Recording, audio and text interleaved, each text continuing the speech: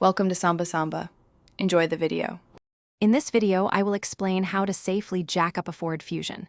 Before you begin, always ensure your vehicle is on a level, firm surface. Engage the parking brake fully and place wheel chocks on the wheel diagonally opposite to where you'll be lifting. This prevents any unexpected movement. Consulting your owner's manual for precise jack point locations is also a crucial first step for safety.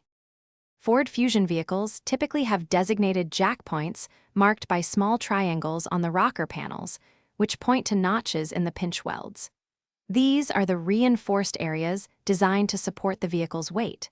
You'll find these points approximately 1 foot behind the front wheels and 1 foot ahead of the rear wheels. Always use these specific locations to avoid damage to your car. Once you've identified the correct jack point, position your hydraulic jack directly underneath it. Make sure the jack head is centered and stable on the pinch weld. Begin to slowly raise the vehicle, lifting it just a few inches off the ground. Pause here to double-check that the jack is secure and the vehicle is stable before continuing to lift it to the desired height. After lifting the vehicle, place jack stands under a robust part of the chassis, such as the frame rail, close to the jack point.